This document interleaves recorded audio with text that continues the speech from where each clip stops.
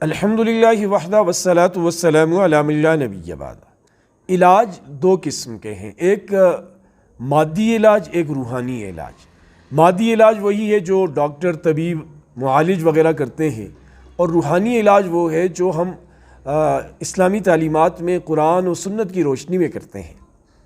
اللہ پاک نے، نبی کریم صلی اللہ علیہ وسلم نے بہت ساری چیزیں ہمیں ایسی بتلائی ہیں کہ اگر ہم مادی علاج کے ساتھ روحانی علاج کا بھی اہتمام کریں تو بہت ساری مصیبتوں سے بچ سکتے ہیں۔ ان میں سورہ فاتحہ ہے، یہ تو بہت بڑا خزانہ ہے، اور بہت ساری بیماریوں کی شفا اللہ پاک نے سورہ فاتحہ میں رکھی ہے۔ سورہ فاتحہ کے بہت سے نام ہیں، ایک سورہ فاتحہ کا نام سورۃ الشفا بھی ہے۔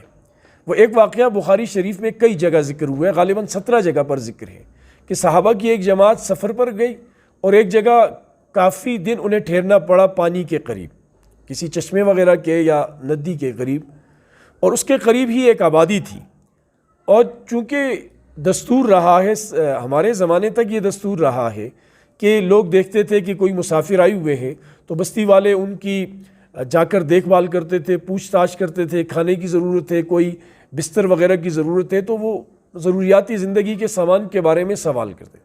اب یہ صحابہ کرام وہاں ٹھہرے رہے، وہ بستی والے اتنے بے مروت تھے، انہوں نے پانی تک کا نہیں پوچھا، کوئی حال احوال ہی نہیں لیا، کوئی خبر کہ تم یہاں کیا کر رہے ہو اور کیوں۔ اللہ کا کرنا ایسا ہوا کہ ان کا جو سردار تھا، قوم کا بڑا تھا، قبیلے کا، اسے سانپ نے ڈس لیا۔ تو وہ کوئی زہریلا سانپ تھا جس سے اس کی طبیعت بہت زیادہ بگڑ گئی۔ انہوں نے اپنے اعتبار سے ساری کوششیں کی، سارے علاج کیے، لیکن بے سود بے فائدہ رہے۔ آخر ان میں سے کسی نے کہا، یہ جو لوگ آئے ہوئے ہیں نبی پاک صلی اللہ علیہ وسلم کے ساتھی، ان میں شاید کوئی دم والا ہو، کوئی علاج کرنے والا ہو، ان کے پاس جاتے ہیں اور ان سے کسی کو لے کر آتے ہیں تاکہ ہمارا سردار بچ جائے۔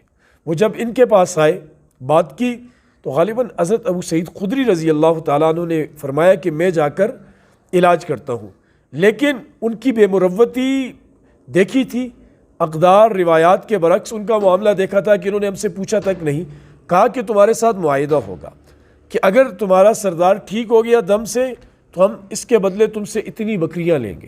تو معاہدہ طے ہوا۔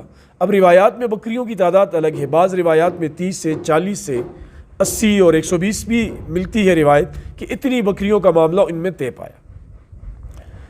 وہ صحابی صبح بھی یہ دم کر کے آئے، شام کو بھی یہ دم کر کے آئے، اور سورہ فاتحہ پڑھ کر پھونکی، بس۔ اللہ کا کرنا ایسا ہوا کہ وہ دم اس پر کارگر ثابت ہوا اور وہ بندہ بالکل ٹھیک ہو گیا اور بڑا خوش ہوا۔ اس نے خوش ہو کر کہا کہ پورے جو بکریوں کا ریوڑ ہے یہ ان کے حوالے کر دیا جائے۔ اب وہ جب آیا اور 7 بکریاں لے کر آئے تو ان کے ساتھی کہنے لگے، نہیں، یہ تو قرآن پر اجرت لی ہے، یہ کیسے حلال ہو سکتی ہے؟ تو ان کے ذہن میں یہ بات آئی۔ تو مدینہ منورہ تک یہ بات اسی طرح ان کے درمیان اختلاف کا ذریعہ رہی، اور جب مدینہ منورہ پہنچے، نبی پاک صلی اللہ علیہ وسلم کو بتلایا، آپ صلی اللہ علیہ وسلم نے تحسین فرمائی، اس کو درست فرمایا، بلکہ بعض روایت میں یہ ہے کہ آپ صلی اللہ علیہ وسلم نے فرمایا کہ میرا بھی حصہ کرو۔ تو اس سے دو چیزیں ہمارے سامنے نکل کر سامنے آتی ہیں، ایک یہ کہ سورہ فاتحہ یہ واقعتاً ہر بیماری کی شفا ہے، لیکن بندے کا عقیدہ اور یقین ہونا چاہیے، علاج کرے بندہ اور سورہ فاتحہ کا ورد کرتا رہے۔ اور دوسری چیز یہ کہ دم پر اجرت لینا یہ بھی کوئی ناجائز نہیں ہے، اس کو غلط کہنا یہ بھی ٹھیک نہیں ہے۔ اگر آپ کسی کا علاج معالجہ روحانی اعتبار سے کرتے ہیں اور وہ تندرست ہو جاتا ہے اور وہ آپ کو کچھ دیتا ہے تو یہ ایسا لینا آپ کے لیے ناجائز نہیں ہے۔ اللہ پاک ہمیں سمجھ کی توفیق نصیب فرمائے۔